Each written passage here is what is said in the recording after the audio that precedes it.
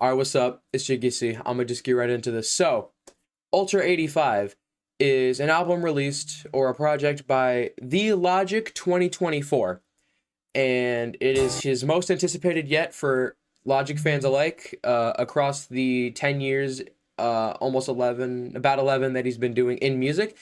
And throughout the time that he's been doing music, Ultra 85 was his most teased, most anticipated project, and for good reason, because it was supposed to be the sequel, or was supposed to have something to do with his next best album, or something along the lines of, for his fans, called The Incredible True Story.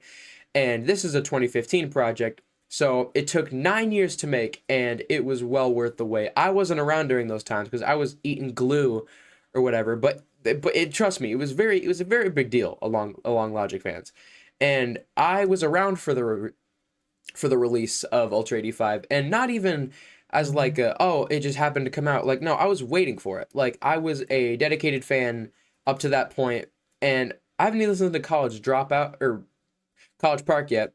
Hadn't listened to it yet. I was dead set on Ultra 85. We had three singles, like most albums usually do, to kind of tease the Ultra 85 project a bit to see what we had. And I think Fear was a little interesting to have as the first choice, but I don't see that as a bad thing. People say that Fear isn't a good song, but I think it really branches kind of out into different territory for Logic, and I think he did pretty good with the way that the genre kind of worked with his style, and he kind of added his own flow into it, and I think it worked pretty well with the style he was going for, and I think it was executed pretty well. Now, I will admit before anything happens, I do have a bit of a bias because I'm a Logic glazer. If you know me, if you know anything about me, if you are even in the Discord server for my Hands on Fire group, which you should check out by the way, one of my tags is literally Logic Glazer. You should know this, but it's fine if you don't. You know now. Ultra 85 is literally already a 9, like a 9.5. I don't even need to like give it any introduction, but I'm going to talk about it anyway because I really want to. So it starts off with Paul Rodriguez breaking all the rules already starting off with a 10-minute track, already starting off with a skip at the very end of a 7 minute of just like a track of just rapping, of just pure braggadocio, soul inducing, almost one take seeming rap.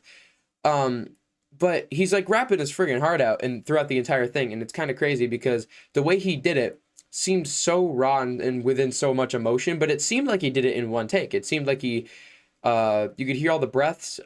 It was almost seamless if there were any cuts, if there were any breaks in between, but it's just pure like rapping till I can't breathe type shit. And that's what he talked about. That's like literally one of the things he mentioned is that he's rapping on the microphone, whipping a microphone till I can't breathe, like for some along the lines of that. And it's very crazy because you can tell he's not lying. You can tell that he really is passionate about what he does, and no matter how much older he gets, which he mentions in later songs, that he will always love rap and he will always love music, and he's not doing this for the money or for the music or for the anything else other than the music, other than the art, not even for the people, not even for the recognition. He doesn't even care about that anymore. He said he doesn't even go on the internet, but that he really, really is passionate about Ultra 85. So he promoted the hell out of it.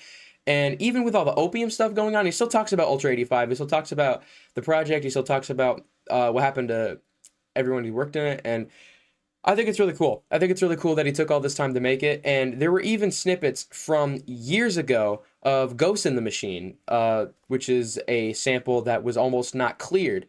And as a result of it, almost didn't make it on the album, but did. And it's great. It's one of the most anticipated snippets of Ultra 80 of his entire discography. I'd even dare say. Ooh.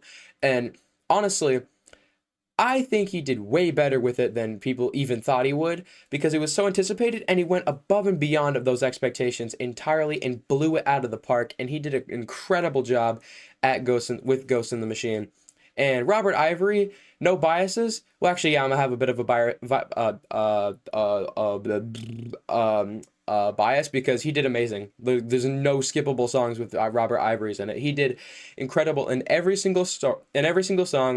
He was incredible with every feature. He ruled in in the Stars. He literally did carried the song on his back, I'd even say. Like, it was 50-50. Robert maybe had 51 because it was just so over the top, so perfect.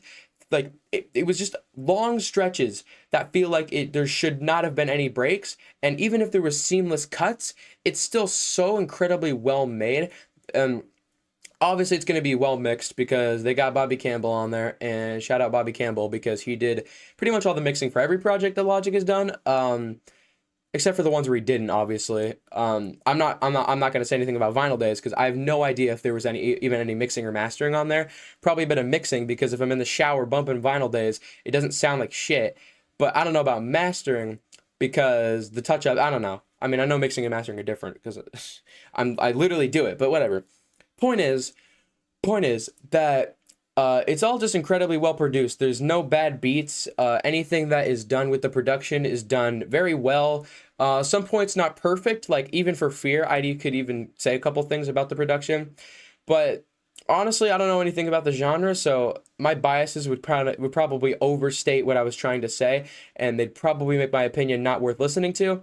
But I still really like the song, and even though we were stuck with that until 44 Ever came out, I was really fine with it because I couldn't get bored of the song. I mean, sure I did eventually because there were way better songs than Ultra 85 to listen to. But before that, Fear was a good song. Fear's a good song still. And even up to Ultra 85 standards, not the best on the album, still pretty good. And it's kind of weird though because it seems like one of the only songs on that project that Logic really branched out in style on. Not style hip hop wise, but I feel like for that particular song, he went a whole different direction in genre. Like if he made an entire album like that, it wouldn't be considered hip hop, but it also could be. I mean, it could consider it rap because his entire thing is rap. This is like basic news, like who can relate? Woo! But it's not like even for a pop sensation as 1-800, the album that it fell under was still considered hip hop and rap. So I feel like that's the same deal, except Fear isn't a global sensation and Fear's better, but I still feel like it would have been a little cooler if Logic took Fear and maybe branched out a little with that style a little more. You know what I mean? Maybe even if it's just like a transition, or maybe like, because a lot of the outros and intros, or even just like the interlude kind of things at the very end of a lot of songs, like Favela or Gardens 3 or fucking, what's it called?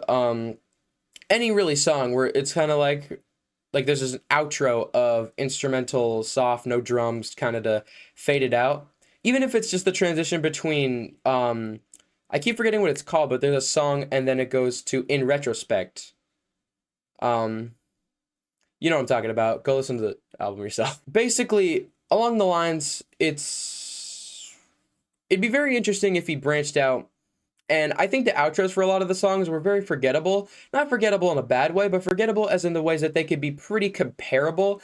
And honestly, if you switched them out, there'd be a tiny difference, but not a difference that would really impact the album in a good or bad way. You know what I mean? Like, I feel like if the album had outros that maybe had a bit of less resemblance to each other and were more, I don't know, because as Ultra 85 started, it was kind of more braggadocio, and then it kind of got more hype, and then kind of slowed down, and then with Antidote got back hype again, and then it slowed back down into that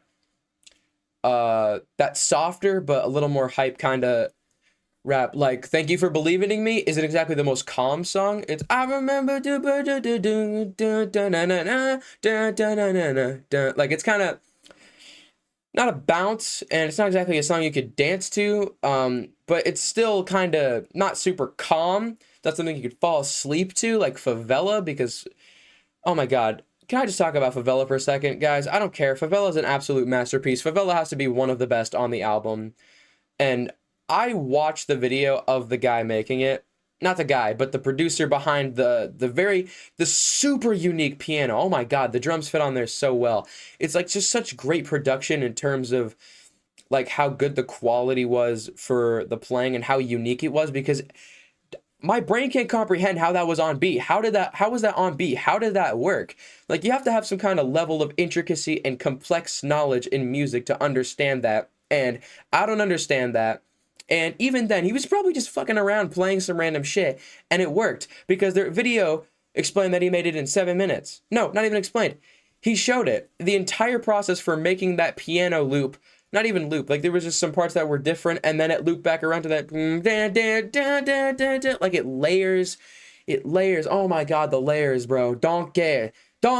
My layer. We're approaching 10 minutes. I probably can't edit this that much since I just kind of yap and there's parts where I stutter. But besides that, I think that's really all I gotta say. I could talk more, but I'm sure you want me out of your hair. Ultra 85, I'm gonna give it 9.5. 9.5. No lights, no strongs, just a 9.5. Not a 10, because honestly, if it were perfect, I'd be listening to it till this day. It came out August of last year. I listened to it on the bus every single day in its entirety, front to back, like so many times, like days in a row. I could probably say every song lyrics like word for word. Maybe not word for word now, but I definitely did my homework with that project, and I'm really glad I did, because it has to be one of his best, if not the best. I don't see it being like overtopped ever again.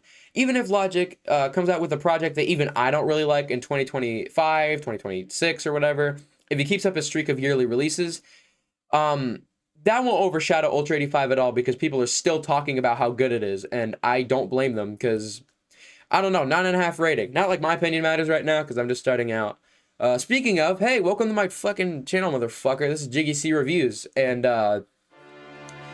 yeah, I'm probably not gonna have a picture of the album on my shirt every day, but this is probably the easiest color to chroma key, so I'm just gonna stick with it. We're about 11 minutes in recording, and honestly, I think I've taken up enough of your time, and I am not gonna be like Fantana, whatever, and do that transition thing, like transition, because I'm not the internet's busiest music